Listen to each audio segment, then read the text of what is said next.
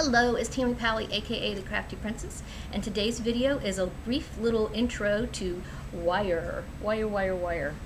And what are you going to do with this wire when you want to make some jewelry? I'm talking a little bit today about different kinds of wire. If you notice, I have three big old spools here. What's the difference between these three? Well, this one is 16 gauge wire, and you can see it's quite thick, all right? And it's copper. It's nice and sparkly.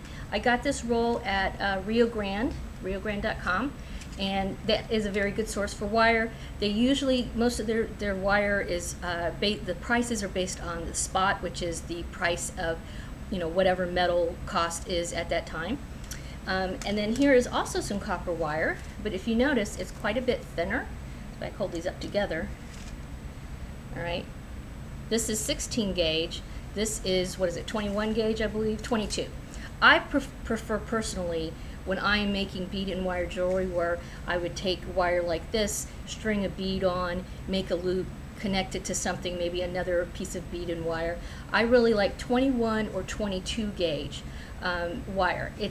This thickness of wire is soft enough where I can bend it pretty easily with my fingers, and I have arthritis, so it's actually pretty darn soft. But it's heavy duty enough where I can still use it for things like maybe I want to make ear wires or a small clasp for a light necklace, that kind of thing. Same thing here. Now this is 21 gauge and it is brass. You can see it's got kind of a yellow tint to it. This is called red brass. And some brass is going to not be quite as yellow. So if you can get the red brass, again, you can see I got this from Rio Grande.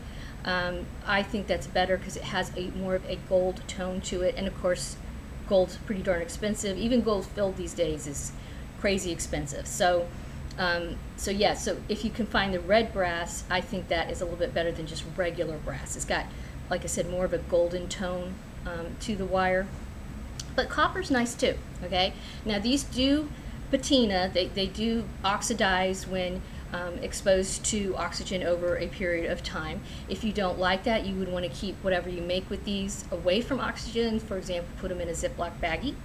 But personally, I don't really mind the oxidation so much. I think it actually kind of looks good over a period of time. It gives a nice look to the finished piece. So that's the thinner wire. Like I said, anywhere from, I would say, 22 to 21. 20 starts getting a tad on the thick side in my point of view.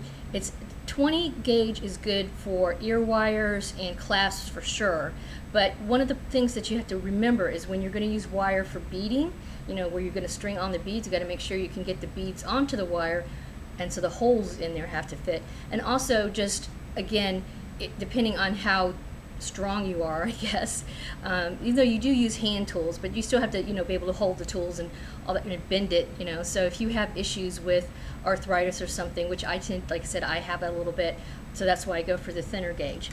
Now, but what do you do with something this thick? I mean, that is very thick. You can see that, okay? This is used more for if you're going to solder, like for example, say you want to make some jump rings, and you would wrap this around a dowel, cut it, and then solder the jump rings closed. This is better for something like that. So this is really used more for bench work, soldering, that kind of thing, as opposed to hand wrapping, because this would be really very, for me, almost impossible to, it would hurt my hands. I could do it, but then my hands and my wrists and my fingers would be hurting. So this is quite thick, and that's why we have it. I have it around because my husband likes to make chains, and so he'll use this to make a whole bunch of jump rings, put them together, and then solder them and make a handmade chain.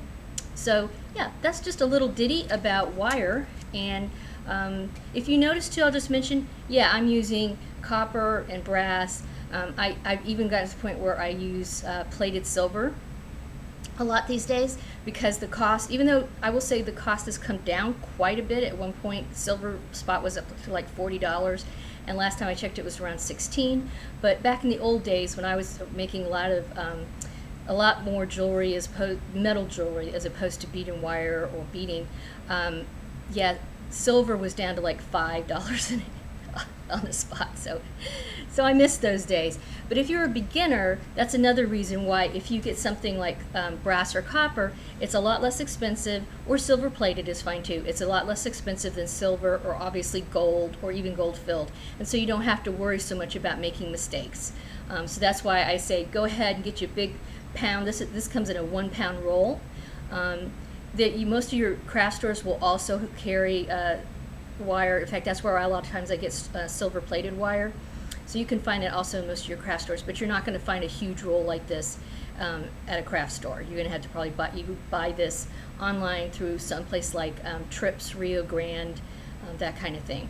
So yeah, that's my little skinny on wire, and I hope you find it helpful. Have a wonderful crafting day. Thanks for watching.